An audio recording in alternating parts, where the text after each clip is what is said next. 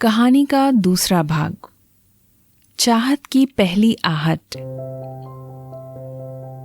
पिछली बार जब चैताली ने अनिकेत की दुकान छोड़ी थी तो उसके मन में अजीब सी हलचल थी। वो लिफाफा जिस पर कैमराए दिल और अनिकेत का लैंडलाइन नंबर लिखा था, उसके हाथों में किसी खजाने जैसा महसूस हो रहा था। उस समय के नीट की तैयारी, केमिस्ट्री के जटिल फॉर्मूले और बायोलॉजी के डायग्राम, सब कुछ धुंधला हो गया था। उसकी आंखों के सामने बस अनिकेत का शांत चेहरा और उसकी मुस्कान तैर रही थी। चैताली के पास दोस्तों का एक छोटा सा ग्रुप था, लेकिन 12वीं के बाद सब अलग अलग दिशाओं में चले गए थे। कुछ ने इंजीनियरिंग में दाखिला ले लिया था तो कुछ ने आर्ट्स को चुना था और कुछ कॉमर्स की तरफ चले गए।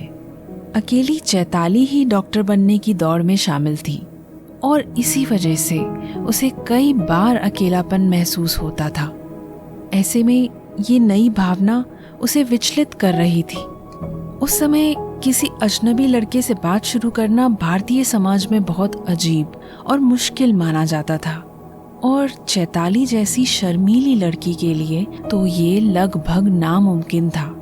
उसे समझ नहीं आ रहा था कि वो क्या करे। क्या उसे अनिकेत से दोबारा मिलना चाहिए? कैसे? इस तरह के विचार उसे पढ़ाई से भटका रहे थे और वो इस दुविधा में फंसती चली जा रही थी। ऐसे में उसे अपनी सबसे अच्छी दोस्त चांदनी की याद आई। चांदनी उसकी बचपन की दोस्त थी जो 10वीं के बाद दूसरे स्कूल में चली गई थी, लेकिन उनकी दोस्ती बरकरार थी। हालांकि चांदनी एक तेज मिजाज की लड़की थी, लेकिन चांदनी के माता पिता पुराने ख्यालात के थे, इसीलिए वे चाहते थे कि चांदनी की ग्रेजुएशन के बाद ही उसकी शादी हो जाए। दोनों सहेलियां अपनी व्यस्त दिनचर्या में भी एक दूसरे के लिए समय निकाल ही लेती थीं, और उनकी बातचीत का एकमात्र जरिया घर का लैंडलाइन फोन था। अक्सर ही वे एक दूसरे को फोन लगाती और दिल की हर बात साझा करती, पढ़ाई से लेकर आम गपशप तक। अगली शाम चैताली ने चांदनी को अपने दिल का हाल सुनाया। उसने अनिकेत से अपनी मुलाकात और अपने मन की बेचैनी के बारे में सब कुछ बताया। चांदनी ने उसकी बात ध्यान से सुनी और फिर मुस्कुराते हुए कहा, चैताली, मुझे लगता है ये सिर्फ एक इत्तेफाक नहीं था। तुम्हें पहल करनी चाहिए। मैं कैसे करूं? तुम जानती हो ये मेरे लिए मुश्किल होगा और मैं उससे कहूंगी क्या?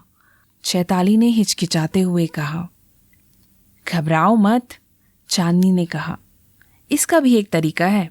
ये नंबर तुम्हारे पास है ना? हाँ, लिफाफे पर है। तो सुनो, हम दोनों मिलकर इस पर काम करते हैं। चांदनी ने बताया कि पहले वो अनिकेत को फोन करेगी और कुछ पेशेवर बात शुरू करेगी, जैसे कि किसी और फोटो के काम के बारे में पूछना। धीरे धीरे वो बातचीत को अनौपचारिक बनाएगी और फिर मौका देखकर चैताली को भी बीच में ले आएगी। चैताली को यह योजना पसंद आई। उसमें हिम्मत तो नहीं थी, लेकिन चांदनी के साथ मिलकर कुछ करने का विचार उसे सुकून दे रहा था। ये एक छोटा सा कदम था, पर चैताली की जिंदगी की दिशा बदल सकता था। उस समय के नीट की तैयारी से हटकर ये पहला कदम था जो वो अपने दिल के लिए उठाने जा रही थी। अब बस उस पल का इंतजार था जब चांदनी कैमराए दिल के लैंडलाइन पर डायल करेगी। कहानी का अगला भाग सुनने के लिए चैनल को सब्सक्राइब करके वीडियो को लाइक करना ना भूलें।